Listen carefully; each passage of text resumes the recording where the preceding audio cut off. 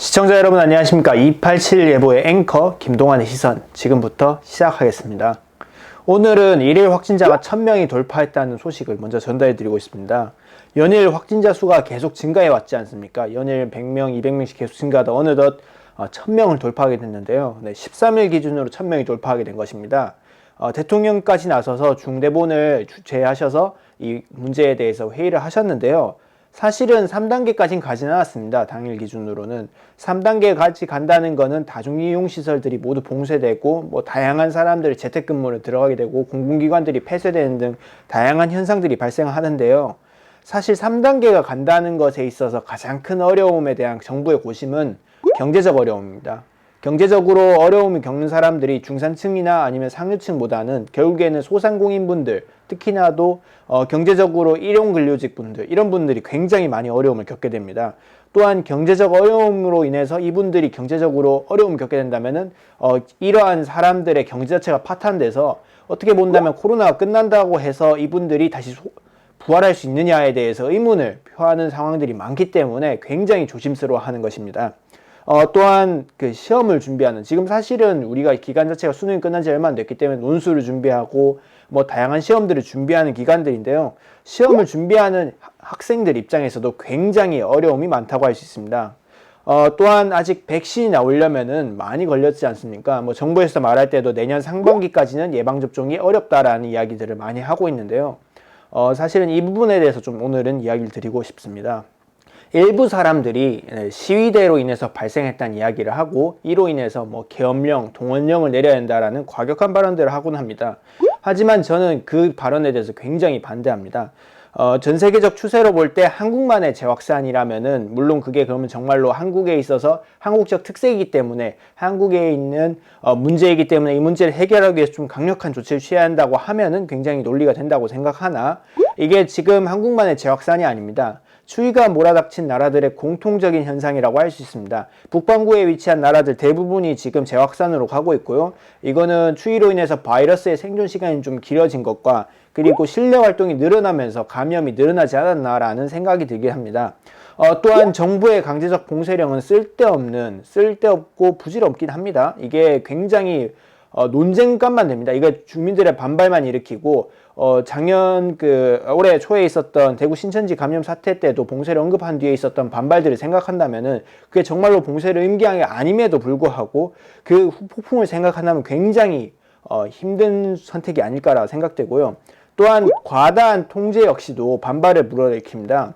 프랑스와 독일, 영국, 미국 등에서 발생한 셧다운으로 인해서 시위로 나오신 분들을 생각해 보십시오. 그분들은 우리가 보면 알겠지만 마스크도 안 쓰고 나와서 오히려 감염을 확산시킬 우려가 있는데도 불구하고 들고 일어난 겁니다. 그러한 형태의 반대 집회가 한국 내에서 일어나지 않는다라는 그 어떠한 보장도 존재하지 않습니다. 따라서 정말로 필요한 조치가 아니고서는 선제적 조치로서 셧다운까지 이야기한다는 건 굉장히 우려스러운 일이고요. 사실 3월 코로나 확산 전국 때처럼 생활치료센터를 굉장히 많이 확보해 놓은 게 좀 필요하지 않았었나 싶긴 합니다. 정부로서는 미래의 확산 개수가 좀 올라가서 한 명의 확진자가 더 많은 사람들을 확산시킨다는 이야기를 했을 때 좀 더 이러한 준비와 중환자 치료용 병실들이나 아니면 임시 수용시설, 예를 들자면 중국처럼 컨테이너로 된 지금도 지금 도입하고 있긴 한데 중국처럼 좀 대규모의 컨테이너 형태로도 된 중환자들을 치료할 수 있는 병실이 만들어져야 되지 않을까 싶습니다. 사실 3월 대구 사태 때 저희가 잘 기억하지 않습니까? 의료가 굉장히 대란이 되고 코로나로 인해서 죽은 사람들도 있었지만 그것보다 더 큰 어려움들은 코로나에 걸리지 않은 환자들인데도 코로나로 인해서 그 환자들에게 병실을 내줌에 따라서 굉장히 의료 서비스에서 공백을 겪은, 그리고 나서 그 의료 서비스를 받지 못해서 굉장히 많이 아프셨던 분들이 있다고 저는 생각합니다. 그렇기 때문에 병실 확보는 모든 거에 있어서도 필연입니다. 코로나19 환자들을 위해서라도 필요한 게 아닐까라고 생각되는데요. 특히나도 지금 병실에 계신 환자들이 밖으로 내몰리고 있습니다. 최근에 들은 뉴스겠지만 아마 병상 확보 목적으로 입원 환자들이 병원 밖으로 내몰리고 있습니다. 이렇다는 것은 굉장히 위험한 일이 아닌가라고 생각합니다. 물론 코로나19 환자들도 역시도 급하지만 그분 역시도 급한 분들이라고 저는 생각합니다.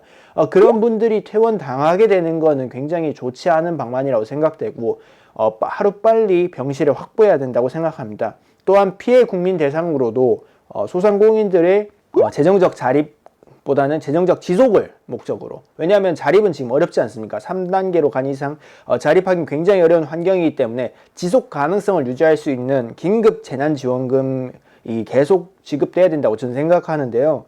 특히나도 지금까지의 긴급 재난지원금은 온라인이 아닌 오프라인으로만 결제되도록 했습니다. 그런데 지금 최근에 보시다시피 제로페이 같은 경우에서도 제로배달과 같은 형태의 온라인 결제나 아니면 비대면 결제를 굉장히 활성화하고 있습니다.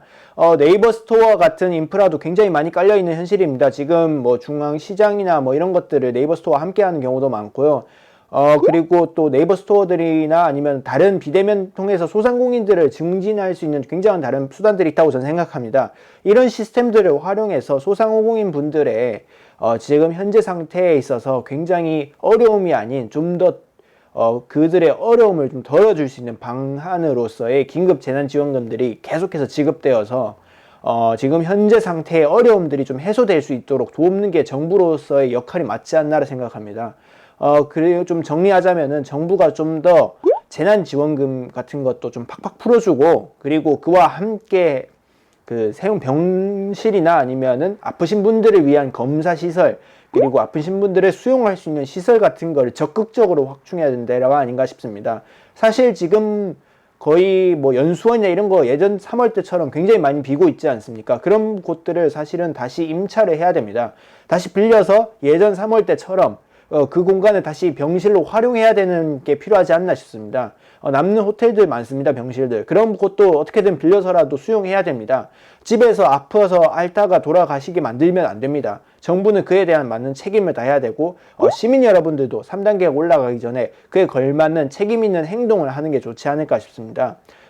가족 여행까지는 뭐 같은 동일 집단이라서 제가 뭐라 하긴 어렵지만, 굳이 불필요한 불급한 여행들이나 아니면 불급한 이동들은 좀 자제하는 게 좋지 않을까 싶고요.